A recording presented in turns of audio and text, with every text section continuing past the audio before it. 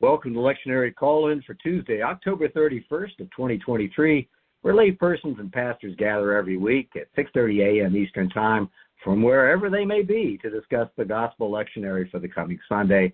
This Sunday is November 5th, and we are working to be faithful to Lectionary Year A. Here's how it works. We prepare independently in advance of the discussion after receiving some formative questions from the week's leader, and then in this podcast we share, question, and challenge each other. And here are the folks joining us in today's discussion. Bill Hall, St. Petersburg, Florida. Sarah Mickelson, Tampa. And I'm Don Upton. I'm in Charlotte, North Carolina. And I'll read the Gospel Lectionary for the coming Sunday and then offer a few questions for you, and we'll get right into discussion. Today we'll be reading from Matthew 23, 1 through 12. And I'm going to be using the New Revised Standard Version. Then Jesus said to the crowds and to his disciples, "The scribes and the Pharisees sit on Moses' seat. Therefore, do whatever they teach you and follow it, but do not do as they do, for they do not practice what they teach. They tie up heavy burdens, hard to bear, and lay them on the shoulders of others. But they themselves are unwilling to lift a finger and move them. They do all their deeds to be seen by others, for they make their phylacteries broad and their fringes long. They love to have the place of honor at banquets and the best seats in the synagogues, and to be greeted with respect in the marketplaces, and to have people call them rabbi. But you are not to be called rabbi, for you have one teacher. You are all students, and call no one your father on earth, for you have one Father, the one in heaven. Nor are you to be called instructors, for you have one instructor, the Messiah. The greatest among you will be your servant. All who exalt themselves will be humbled, and all who humble themselves will be exalted." That's the word of the Lord. Well, let's dive right into the questions. And Sarah Mickelson, heads up, coming to you for the first one. How does the instruction about tying up heavy burdens and laying them on the shoulders of others instruct us in the 21st century Christian walk? But I'd also say there's an entry point on the question, which is, or is this just about the disciples and the listeners of the day? But how does the instruction about tying up heavy burdens instruct us in the 21st century Christian walk? Sarah? Well, my first thought was, do we make it more difficult than it was for ourselves to find Christ? Do we make people jump through hoops in an effort to justify or prove their affection for Christ? These are all things I considered when I read your question. Susan Hyland from Emory University, the Associate Professor of New Testament, in her commentary on workingpreacher.org on November 5th, 2017, says, "However, Jesus suggests that keeping the law without exercising mercy does not fulfill God's expectations." So when we lay down hoops for people to jump through, the mercy is the most important part. And especially for those of us that were allowed in with just a swath of a hand, welcome in. Do we make it more difficult for other people to enter the dining room, if you will, than that? And if we do, we are not helping, period. We're not helping, and we're jeopardizing the good news, I think. And so my question back to myself was, do we do this? In what ways do we do this? What does it look like when we try to hold the law or the rule-keeping above the mercy that's being offered? And what does Jubilee look like in our time? The idea of returning, if we had a prodigal son moment, what would it look like?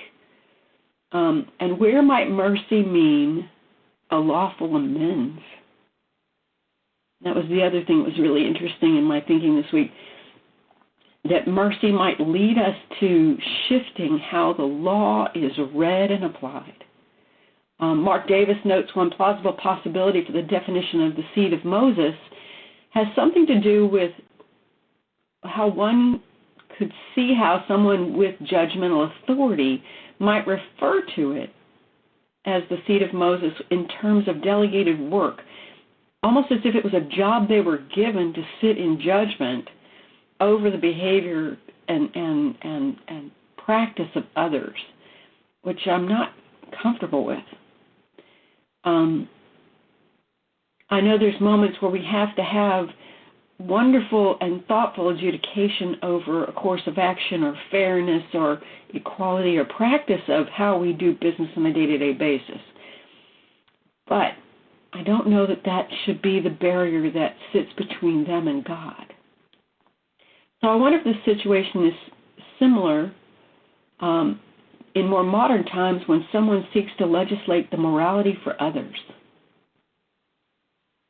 By laying into a written code of law behaviors that are acceptable, dress that's acceptable, what books can be read, what religious practices are acceptable or deemable, and who might be on the outside of that fence or that line in the sand. And I'm reminded that Jesus often stands with the people on the outside instead of the people on the inside. So I'm not sure that it helps at all to legislate who's acceptable and who's unacceptable, what practices are acceptable and unacceptable, what books are acceptable and unacceptable. It seems a very curious parallel to someone in powerful positions questioning the faith of others when there's simply a difference of opinion.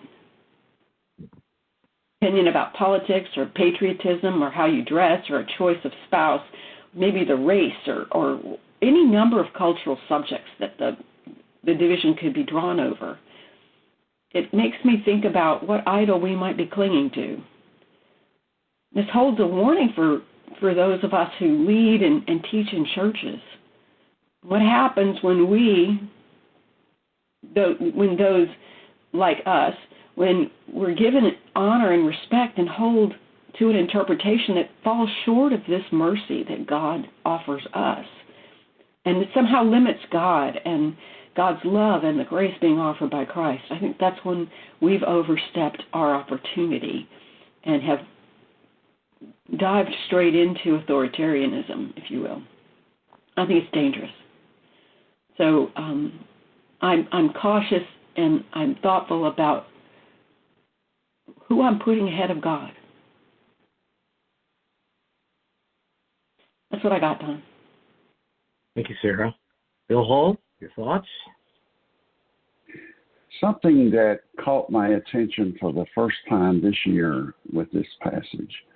We have for a number of weeks been listening to Jesus's focused interchanges with the religious leaders.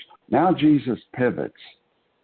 The religious leaders are still in the picture, but the focus is on his disciples and those listening.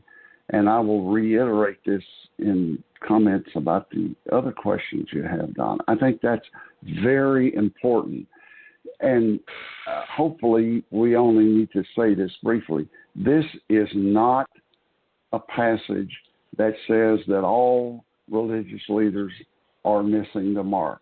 It is not a condemnation of all Pharisees and scribes and other religious leaders in that day nor now. And it is certainly not, as it has been tragically used at times, offering any support for any form of anti-Semitism. That is not the case. We're living in a tragic time where some leaders are helpfully reminding us that a terrorist group does not represent their whole population. So that's important. And Jesus is saying that the greatest among you will be your servant. All who exalt themselves will be humble, and all who humble themselves will be exalted. There's a word of judgment in that, but I want to focus more on the positive in that seeking not to burden people, but to help them lift their load is God's work on earth. And this is not the only place that Jesus stresses that. There are other places where Jesus talks about whoever wishes to be great among you must be your servant, Matthew 20, chapter 20, verse 26. And this message is reflected in Mark and Luke, the 9th chapter of Mark, the 14th chapter of Luke, almost verbatim the same message. So it's a reminder that what I've wrestled with is there are obvious ways to tie up her heavy burdens and lay them on the shoulders of others. And Sarah, the examples you gave are apropos. But I am wondering, and I haven't come up with an answer, how might I, in a subtle way, add to the burden of others rather than help them lift it? Maybe in the tone of voice, or whom I pay attention to and whom I ignore. I don't know. I'm rumbling with that because, again, the core insight is the focus is now on us. We are the modern day crowd, the disciples.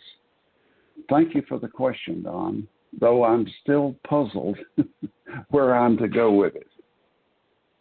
Well, thank you, Bill. And, that's why I have that secondary question, too, which is, is this at all? So you have to go to the first gate. We could all go, no, it's not. It's about what's going on there. And then we can move on to the next questions. I think we're all saying, yes, this is something we're supposed to meditate on going forward. And if if the listeners are facilitating a class, moderating a discussion forward, I think, even discussing about the tactile, the nature of gravity, is a good reminder of what this is about, to take some time to consider what it is to bind things up and what it feels like to have a burden and what gravity does to the muscles and the bones and the cartilage. And I may just do that just as an opening act so that we can get positioned to understand what that burden is, which could be an emotional burden, a psychological burden, a heavy burden, whatever it may be. I think that might be a good point.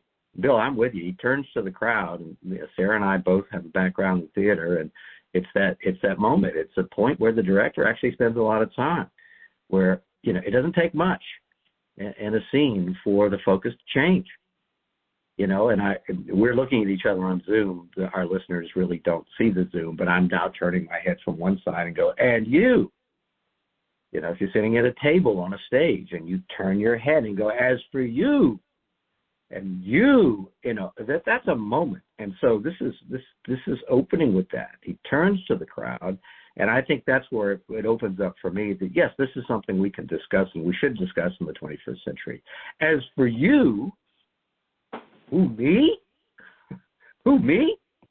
And it turns to the crowd, and I think there's a broadcasting of this concept, throwing it out there for everybody to consider, because this is the business of life. This is everywhere.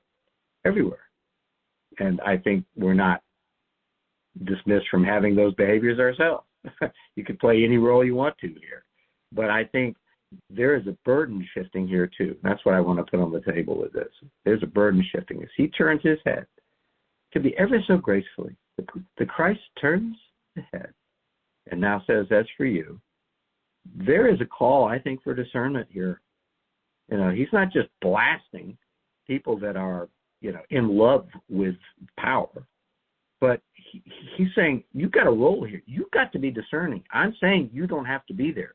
You don't have to put on the load, but you have the burden to connect what's going on to this ministry.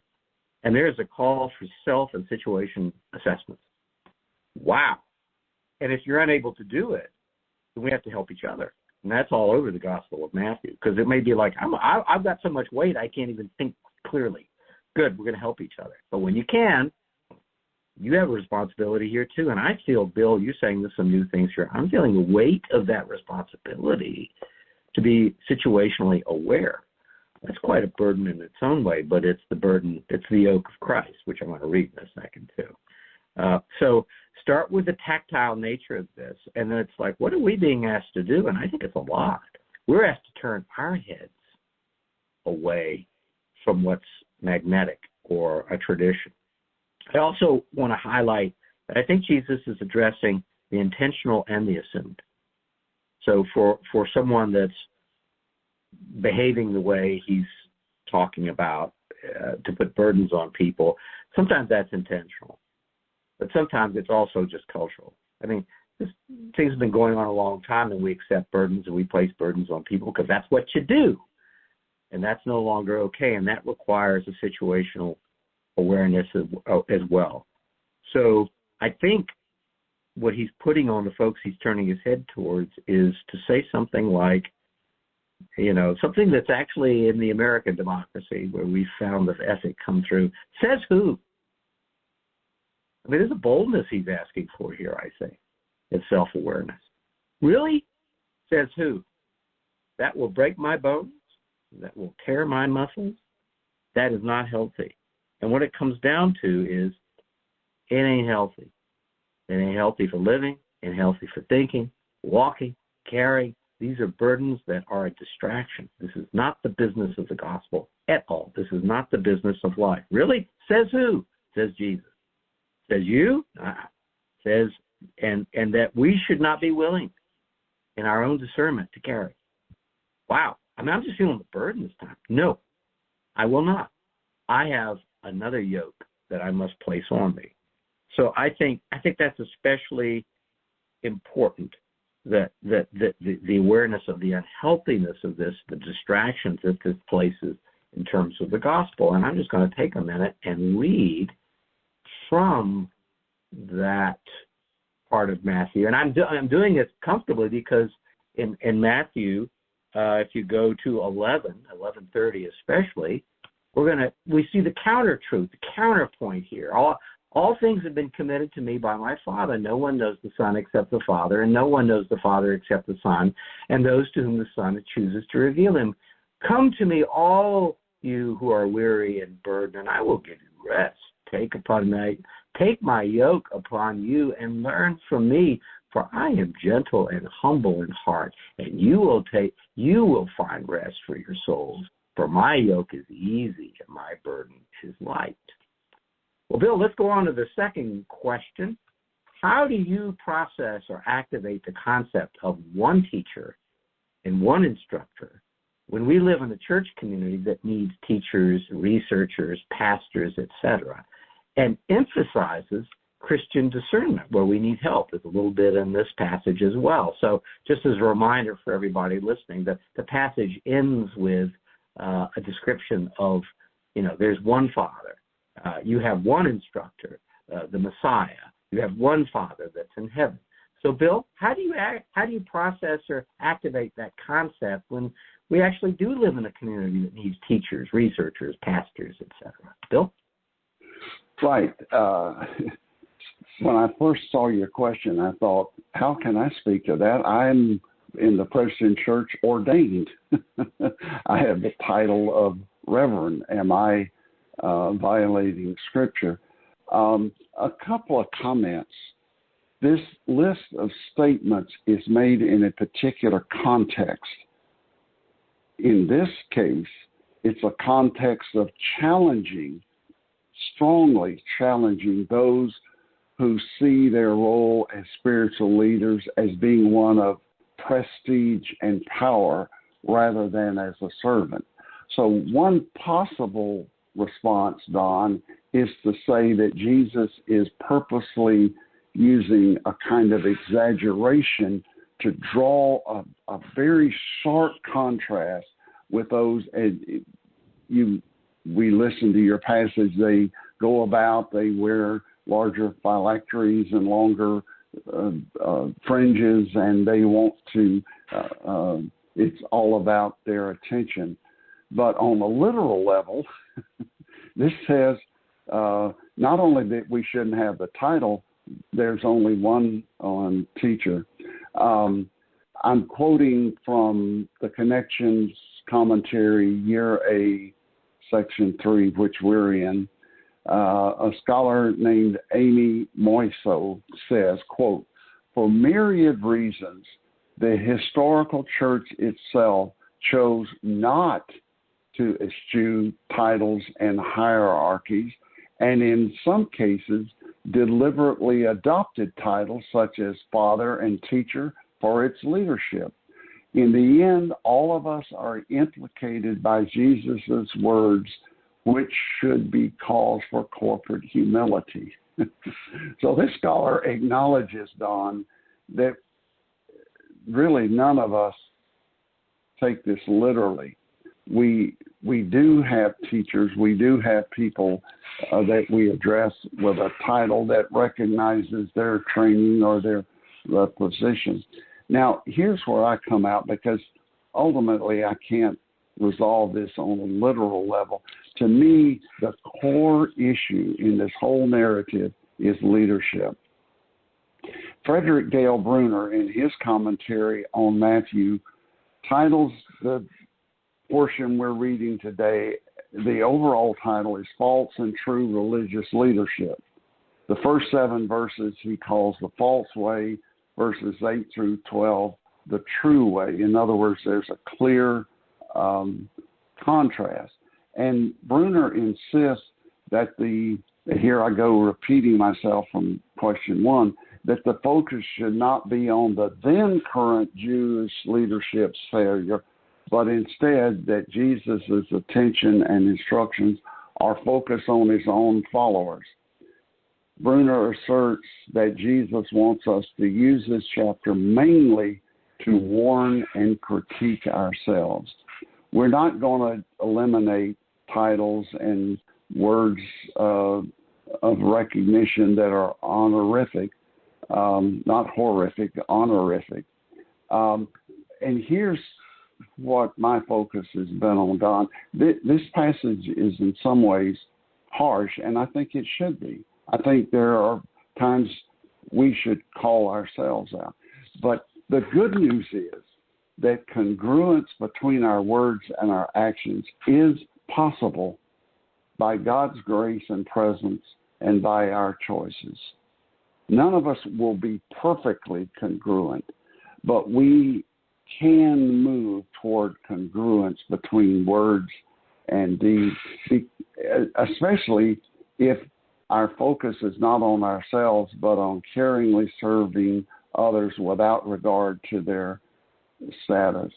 And the style of leadership that Jesus is confronting is one that makes other people's lives more burdened and draws attention to the leader rather than serving in a way that engenders empathy and compassion.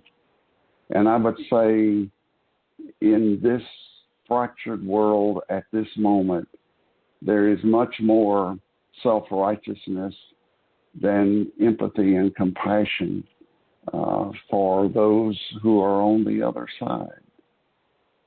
Thanks for the question, Don. Some of the comments that we share with each other, because the three of us work as a team and we chat a lot, we share, we ask questions of each other. And we were just discussing this morning before we began recording the podcast, that our own lostness, our questioning, our searching, which I believe in a good spirit, all three of us every week, is part of this too. That we're not declaring results. We're not declaring it is finished or final from our point of view. We're searching, and those questions, I think, are underlying part of this as well. We are seeking and not declaring. And I was thinking, even though this is tough, I think the ability to, it's almost idolatry to declare and to say it is finished and to sum up is a dangerous thing. When the first part of the passage is Jesus turning to the audience going, and you, I'm acting it out, as for you people, you're not off the hook here in terms of this. You have discernment. You have questions to ask. This is the book of Matthew. It's filled with questions. You need to ask your questions. You need to say, says who? Says who? And I really feel that burden now. Instead of pointing at people, I'm going, oh my gosh, I have a lot of work to do. I need to hang out with my friends on the podcast and talk about where I can't figure things out or where I'm lost. Otherwise, the danger is I think I can create the laws of God, not just interpret. I think I can sit in judgment. I think I can speak for God. I feel like I can translate God. By the way, that's why the early translators were put to death. How dare you speak for God? So there's that, it went overboard in that case. So I think that piece that says who is a big part of this. I don't want to rule out the abundance and the wealth and the security that goes along with this. I'm not talking about the people he's being pretty rough on. But anybody that's in that position, when we have abundance and strength and purport to speak for the Creator, that there's going to be a problem. And, in American scripture, Mark Twain says, the offspring of riches is pride, vanity, ostentation, arrogance, and tyranny. There you go. It's in all of our hearts, that discernment, what do you think? There's Jesus in Matthew. That's fine. I know you're angry. I know you've been preyed upon. But what do you think? What says you? Can you answer the question? Do you have the discernment? Sarah, what about you? What do you think about this? So, unknown to me and unknown to my husband, he turned on a master class last night with Noam Chomsky, talking about independent thinking and the ability of an individual to fight disinformation. And I was curiously cooking in the kitchen and listening from afar and riveted by the connections between this and the gospel that we're reading today. So I commend the masterclass to you because, well, it's brilliant and it's wonderful to hear. And for me, how I process or accept the concept of one teacher, one instructor, I'm going to quote Ted Lasso. Stay curious. Be full of wonder. Watch for those things that entreat your heart and invite you to lean in, if you will. We are all students in the classroom of God, period. Our job is to remain teachable. I wonder if arrogance is the remnant of the fruit of the tree of the knowledge of good and evil. And as we sit there with that juice of that fruit all over our faces, thinking we are all that it is and we are all that goodness, that we are missing the major point, which is the only reason we have any insight at all is so that we can help other people also find a way in to the gospel, a way into the good news.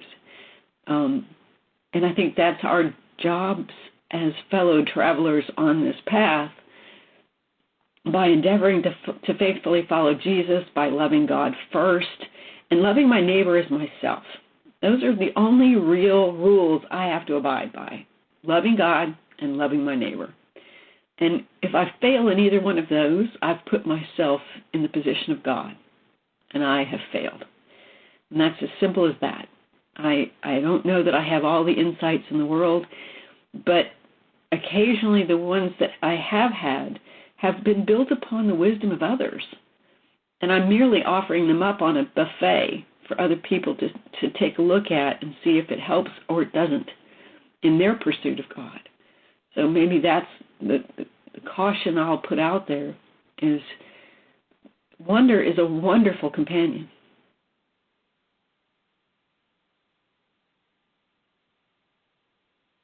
Thank you.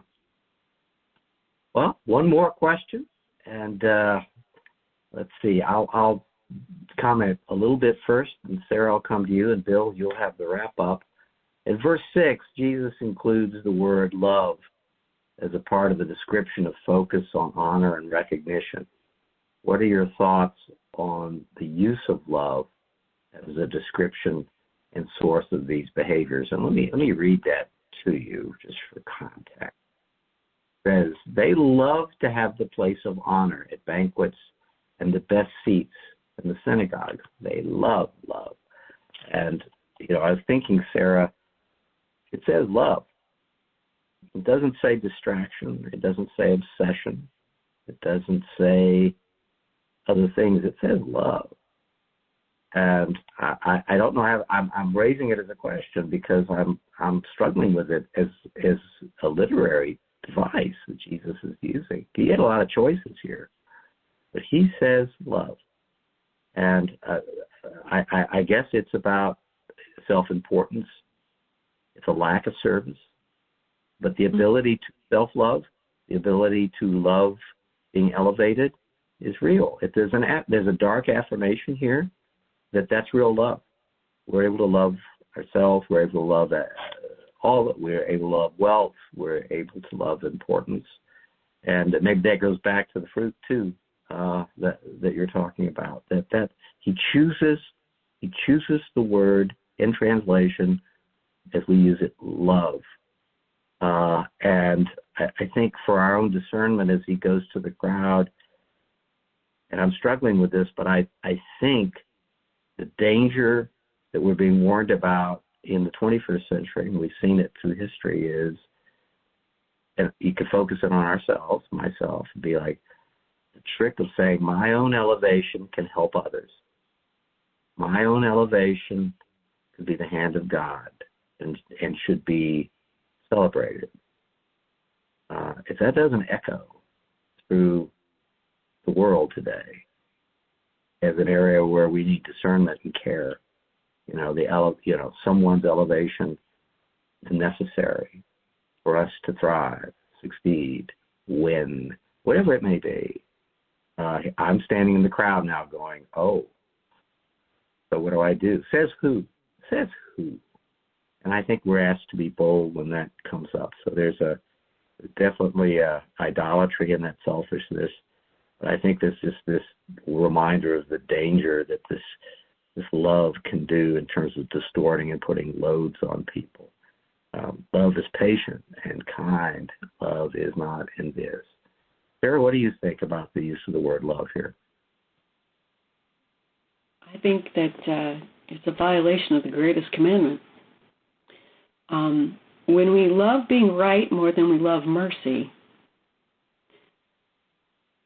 and the other person, we are ripe for this challenge. We are in the same place the Pharisees are. It seems like the use in this verse of love points to loving personal affirmation and power more than loving neighbor and God. The commandment is to love the Lord with all your heart, your soul, and your mind. The love in this particular passage hints of idolatry. I agree with you. Prioritizing the self and the correct living as higher than God or neighbor. Haven't all sinned and fallen short? Are we not all in need of mercy? And it's freely offered to all. And so we all need to stand in that place of humility and forgiveness. We are all the prodigal son. And we all need to be in community with others. And I think that when we offer ladders and scaffolding to others, we're doing the good work. But when we kick people off the ladder and push the ladder off the house, we are not helping. And I think that that's a part of the story as well. Thank you. Bill Hall, Jesus calls it love. What says you? First of all, Sarah, thank you for that imagery of offering ladders and scaffolding. I volunteer for Habitat, and those are things that enable our work.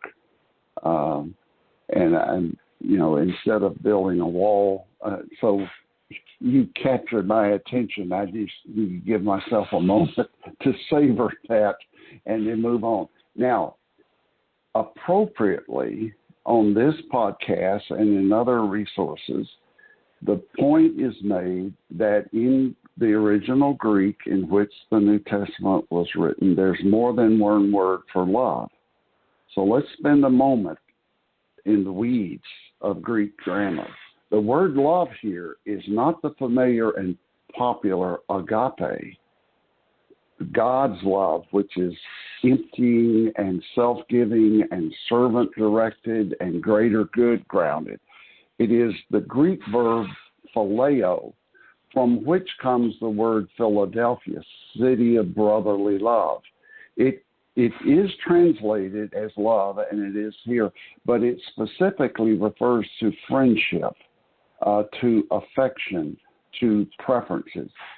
Don, it might be better in our modern English to say they enjoy having the place of honor. It's really not about, in this context, about love that's self-giving.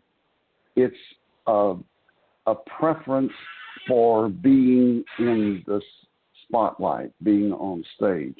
So that may help people, that when he says they love, that's their preference. And of course, Jesus represents agape love, fully self-giving. Now, I always enjoy contrast. If it's not this, if it's not loving, being the center of attention, what is it? And to refer again to the Connections commentary by a different scholar, Sammy Alfaro, he helpfully refers us to the 3rd chapter of Joshua. This is after the death of Moses. The people are crossing the Red Sea. And here again, I had not noticed this before. A reminder, what Joshua says is, pick one man from each of the 12 tribes. We're going to put them in front. When the Red Sea parts, I and these 12 are going to go first.